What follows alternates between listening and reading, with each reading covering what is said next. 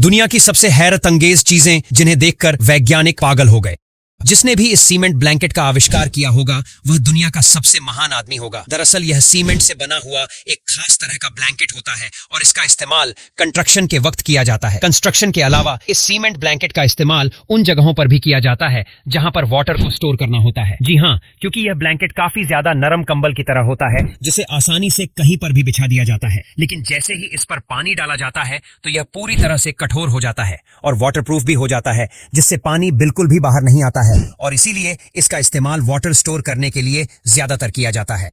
दोस्तों, आपने जमीन पर लगे विंड टरबाइन तो देखे ही होंगे, लेकिन क्या आप जानते हैं कि कई विंड टरबाइन समुद्र के बीचों बीच भी लगाए जाते हैं। असल में समुद्र में हवा की स्पीड ज्यादा होती है जिससे ये टरबाइन ज्यादा बिजली पैदा कर सकते हैं। साथ ही समुद्र में जगह की कमी नहीं होती जिससे बड़े पैमाने पर इन टरबाइनों को इंस्टॉल किया जा सकता है। हालांकि इन्हें समुद्र में लगाना और मेंटेन करना थोड़ा चैलेंजिंग होता है, लेकिन इनसे मिलने वाली क्लीन एनर्जी के फायदे इन मुश्किलों से कहीं बढ़कर है। देखो, ये दुनिया का सबसे क्यूट जानवर है जो देखने में काफी ज्यादा खूबसूरत और सीधा लगता है, लेकिन जब कोई इंसान इसको सीधा समझकर इसके पास जाता है तो ये बहुत ही गंदी छींक मारता है, यानी कि अपने थूक को उस इंसान के मुंह पर बिखेर देता है और इसके मुंह से निकलने वाला थूक भी काफी ज्यादा बदबूदार होता है। लेकिन इसके अलावा ये जानवर काफी ज्यादा खूबसूरत भी लगता है और कई लोग इस जानवर को पालते भी हैं।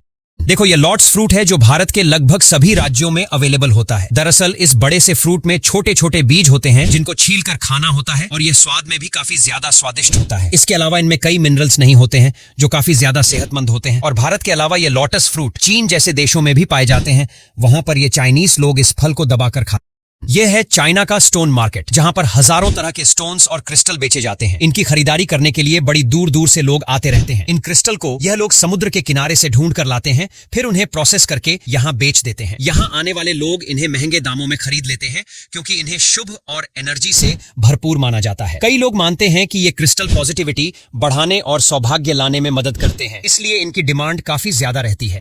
जहां पर इलायची को बेचा जाता है वहां पर इस तरह से इलायची की नीलामी होती है, जिनमें इलायची को खरीदने वाले लोग अपने कंप्यूटर के द्वारा इलायची के रेट को लगाते हैं और जो लोग इलायची को खरीदते उनको इस तरह से इलायची दी जाती है और इन लोगों को इलायची के हिसाब से बोली लगानी होती है, जिसकी बोली सबसे ज्यादा होती है और जो इंसान इलायची के सबसे ज्यादा दाम देता है उसी को यह सारी की सारी इलायची बेच दी जाती है।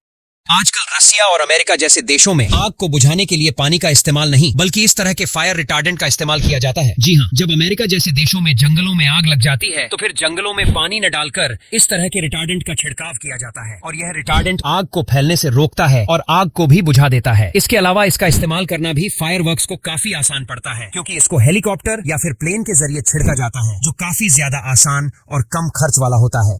इंडोनेशिया में नारियल की इतनी खेती की जाती है कि यहाँ पर तो नारियल की बाढ़ ही आ जाती है। ये नारियल संख्या में इतने ज्यादा होते हैं कि यहाँ के किसान इन्हें एक जगह से दूसरी जगह तक ले जाने के लिए नहरों का सहारा लेते हैं और ये नारियल इस पानी की धारा में बहते हुए निर्धारित जगह तक पहुँच जाते हैं। इसके बाद इन्हें साथ के साथ पानी से बाहर निकाल लिया जाता है क्योंकि नारियल ज्यादा देर तक पानी में रहने के कारण खराब भी हो सकते हैं। नारियल को मंडी तक सड़कों की बजाय पानी के रास्ते से पहुँचाने का ये तरीका काफी तेज तो है ही, साथ ही इसमें सड़क परिवहन का हर तरह का खर्च भी बच जाता है।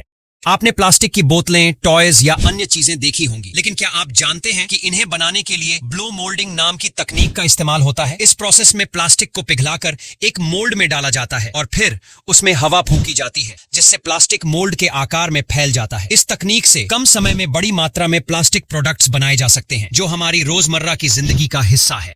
देखो, इस पाउडर को जैसे ही हाइड्रोलिक प्रेस की मदद से दबाया जाता है तो ये पूरी तरह से कठोर बन जाता है और मेटल में बदल जाता है। दरअसल इस प्रक्रिया को पाउडर मेटलर्जी कहते हैं और इस पाउडर में कई ऐसे मिनरल्स होते हैं जो कंप्रेस होने पर हार्ड मेटल में बदल जाते हैं और जब ये मेटल हार्ड बन जाते हैं तो इनको गर्म करके कई तरह के शेप दिए जाते हैं और इस तरह से चीन दबाकर मेटल बना रहा है।